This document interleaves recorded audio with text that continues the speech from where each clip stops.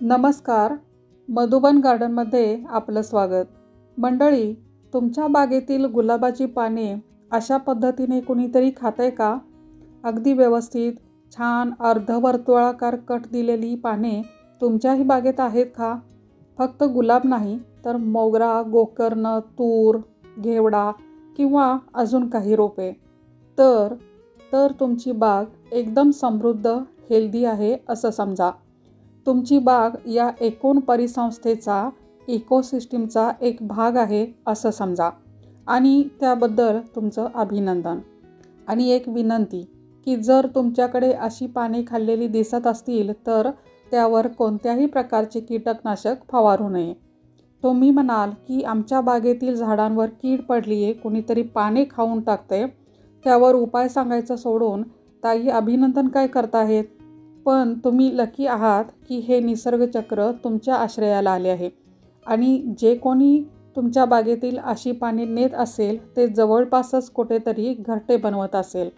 कुणीतरी म्हटलंच आहे, if something is not eating your plants then your garden is not part of the ecosystem. तर आपल्या बागेतील झाडांची अशी अर्धवर्तुळाकार पाने कापणाऱ्या या माशीचे नाव आहे लीफ कटर बी. विशिष्ट पद्धतीने पाने कापण्याच्या तिच्या गुणामुळेच हे नाव पडले आहे. हे सरळ आहे. तिचं शास्त्रीय नाव मेगाचिलडी असं आहे. मेगाचिलडी म्हणजे मोठ्या जबड्याची. चला तर मग या लीफ कटर बीबद्दल थोडं अधिक जाणून घेऊया. व्हिडिओला सुरुवात करण्यापूर्वी एक विनंती, जर तुम्ही पहिल्यांदाच माझ्या चॅनलवर आले असाल तर आत्ताच सबस्क्राईब करून बेल आयकॉनवर क्लिक करा, म्हणजे माझ्या पुढच्या व्हिडिओचे नोटिफिकेशन तुम्हाला येत राहील. धन्यवाद. लीफ कटर माशा कशा ओळखायच्या? लीफ कटर माशा तपकिरी काळ्या आणि पिवळ्या पट्टेदार असतात. त्या मधमाशांइतक्याच आकाराच्या असतात. पोटाच्या खालच्या बाजूला असलेल्या केसांसारख्या रचनेत त्या परागकण गोळा करून स्थानांतरित करतात. परागकणांमुळे मादीचे पोट पिवळे किंवा सोनेरी दिसू शकते. यावरून तुम्ही लीफ कटर बी ओळखू शकाल.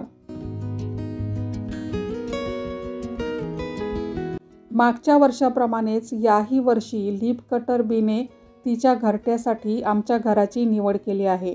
काही दिवसापूर्वी घराच्या चौकटीमध्ये ज्यात दरवाजाची कडी घातली जाते तिथे तिने घरटे बांधण्यास सुरुवात केली. तशी मीही भरपूर वेळ देऊन तिची सगळी लगबग चित्रित केली आणि सोबतच तिची इतर माहितीही मिळवली. तीच आज व्हिडिओच्या रूपाने सादर होत आहे.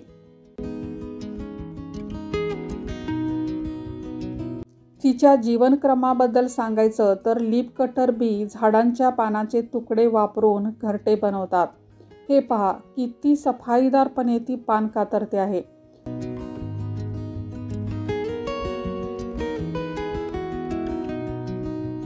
मंडळी, या एका छोट्या क्लिपसाठी तब्बल 3 ते 4 तास प्रयत्न करावे लागले आहेत बरं का.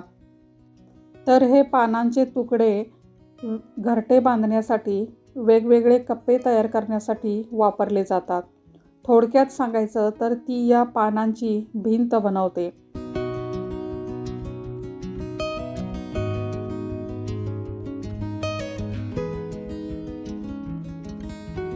आता इथली आतली रचना तर मला दाखवता येणार नाही, पण मी बाहेरील फोटोंची मदत घेऊन दाखवू शकते. हे पहा असे.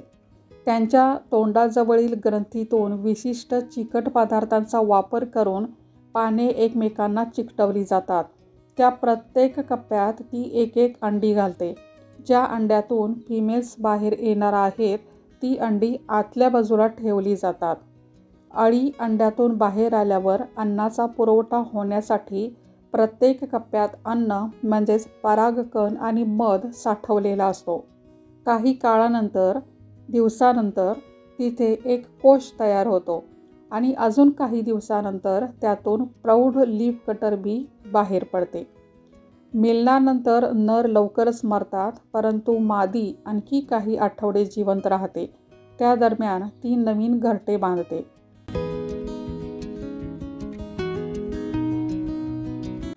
लीफ कटर बी मधमाशांप्रमाणे मध गोळा करून साठवून ठेवत नाहीत, तसेच त्या समूहाने राहत नाहीत, त्या एकाकी राहतात.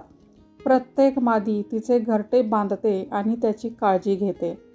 घरटे बहुतेक वेळा नैसर्गिक किंवा कधी कृत्रिम पोकळ्यांमध्ये सुद्धा बांधले जाते.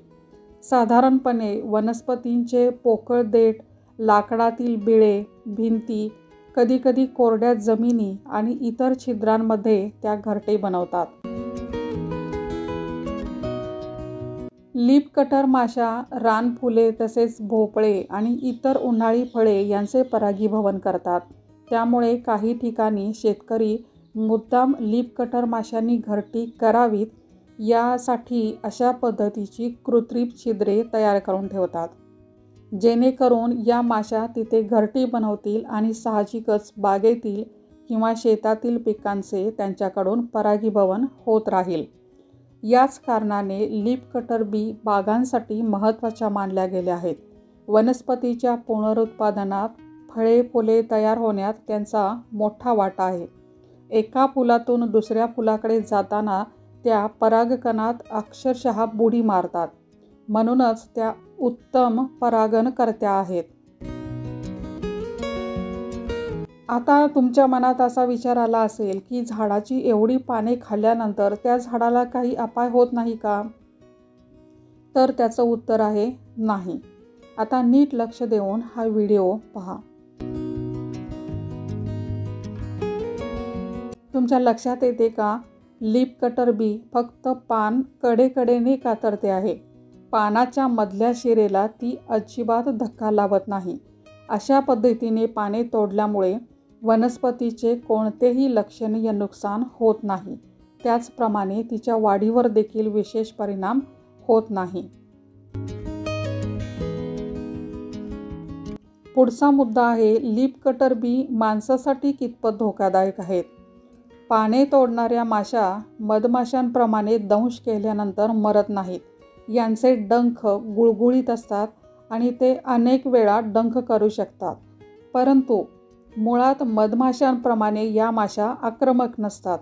जोपर्यंत त्यांना धोका वाटत नाही किंवा त्रास होत नाही तोपर्यंत त्या स्वतःहून दंश करत नाहीत.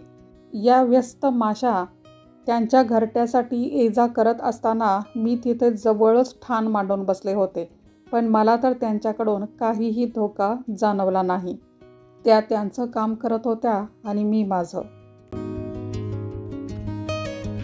लीफ कटर बी फुलांमधून मध आणि परागकण गोळा करत असल्यामुळे त्यांना आपल्या बागेत आकर्षित करण्यासाठी फुलझाडांची लागवड करणे, त्यांना पाणी आणि निवारा उपलब्ध करून देणे, तसेच सगळ्यात महत्त्वाचं म्हणजे रसायनांचा वापर कमी करणे हे उपाय करता येतील. ज्या बागेत शेतात लीफ कटर बी सारखे कीटक कार्यरत असतात ती वैविध्यपूर्ण बाग नैसर्गिक अन्नसाखळीला आधार देऊ शकते. अशा प्रकारे लीफ कटर बी ही बागेच्या जीवनचक्राचा कसा घटक आहे हे मी शक्य तेवढं या व्हिडिओमध्ये दाखवले आहे. धन्यवाद.